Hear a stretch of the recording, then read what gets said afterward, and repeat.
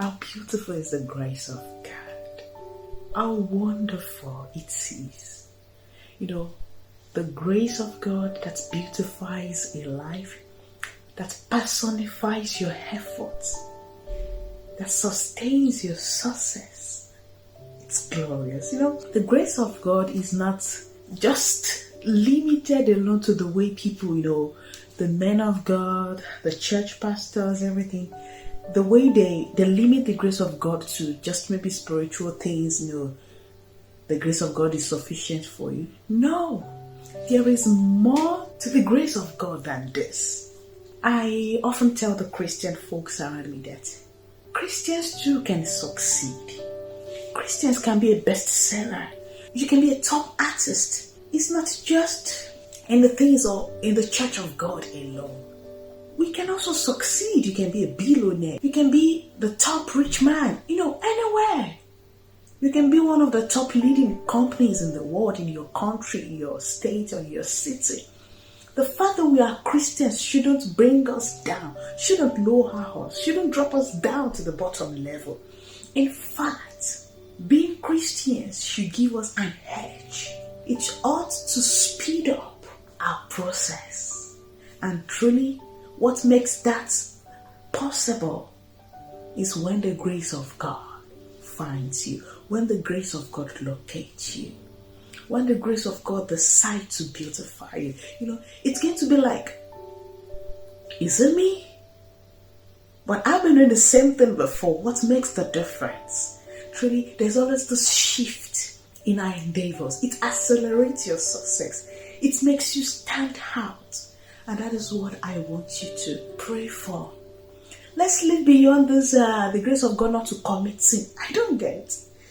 Whereas some people are using the grace of God to propel into territories, to climb the ladder of success and of greatness, you're busy there, praying and like, God, give me the grace to overcome sin.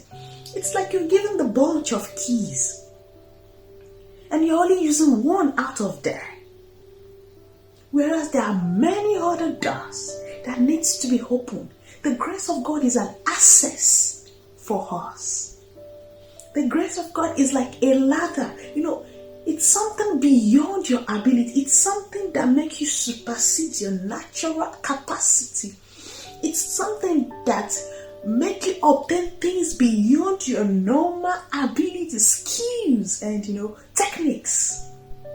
It's something that use a little, like a fraction of your strategies to achieve results that the whole of your strategy would not even achieve. The grace of God just needs something to rest on, just like a ladder. The ladder cannot be suspended in the space. For you to be able to get up there, the ladder must be resting on something at the bottom. That is just the grace of God. The grace of God needs just something. It needs a surface to rest on. And you know what? The next thing is just for you to climb up. I'm challenging us Christians this day. I'm beckoning on the churchgoers, the believers. Wherever your category you fall into, step out of the babyish usage of the grace of God. There is more to it than that. It's amazing. It's beautiful. I won't say my life is a living testimony because I need the grace of God in my last day on earth. I'm daily praying to enjoy that grace. But in the little I've enjoyed, like seriously, when God decides to smile on you, doors open effortlessly. However, when we say doors open effortlessly, it's not that you cross your hands and begin to pray for the grace of God to facilitate things. No, just like I said before, you are already on a track. You are already doing something. The grace of God only smile on it. That is when God locates you with His grace. The grace should give us an edge, an additional advantage. It's not a replacement for our effort. The grace of God is not to be abused and used. You fall into sentences like the grace of God is sufficient for me. Not that. Not that, the grace of God will wipe away my sins. Excuse me, that's an abusive use of the grace of God. The grace is what, like a grease in your race. A grease to your elbows. A grease to oil the things of your destiny while running the race on the track to success, to greatness, to your marriage, to whatever you're doing, it comes effortlessly. When all the struggle to obtain things, yours is just like, wow, smooth. I'm beckoning on us that God has much more in store for us. He has a lot of things in store for us. He needs us to explore the magnitude of His provisions. God needs us to explore the potentials, to maximize everything He has laid in stock for us.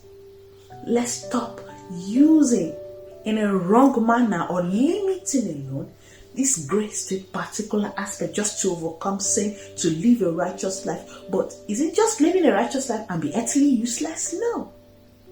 We are to shine. But for us to be able to outshine the competition, that is why God is there for us. God in the race of man. Grace. I want you to note that. I want you to retain that.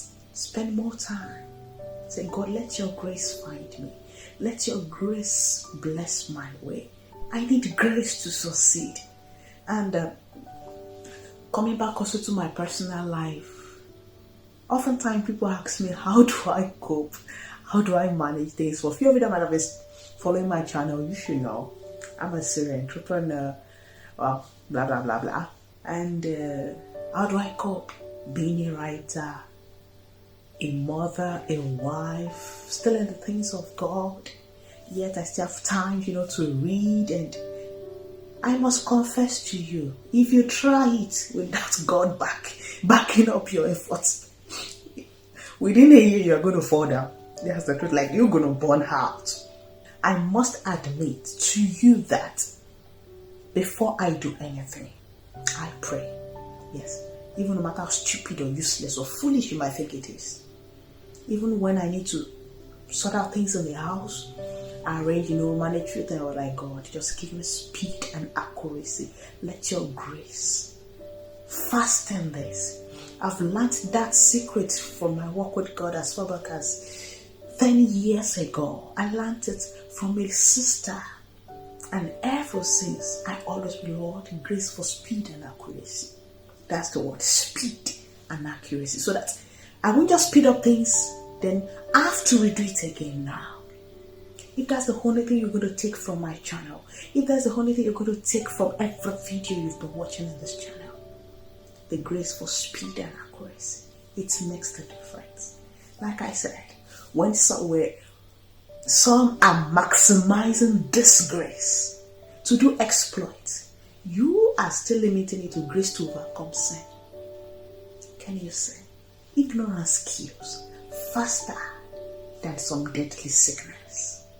Because you have this bunch of keys with you. You're only maximizing one. And you're busy fasting and praying, God, my life is limited. I'm stressed out. I'm burning out. I need more time. No, you don't need more time. You only need the grace of God to do exploits, to have an edge over the competitive environment, the toxic world we live. It's only this grace that, make you do things that you ought to have done in 6 hours, doing them in like 3.5 hours, and perfectly. Because the flow, the inspiration, the ease is there. I want you to start practically using this grace every day of your life. For when grace finds you, things change. You begin to run a race faster than you can ever imagine.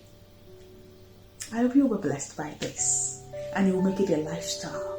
You will incorporate it into your life, and that's what Christianity is all about. Christianity doesn't end in the church. It's a lifestyle. Everything in the scripture can be practicalized daily in and out of the church of God. And that is another insight I've brought to us today. So, take care. See you next time. Bye.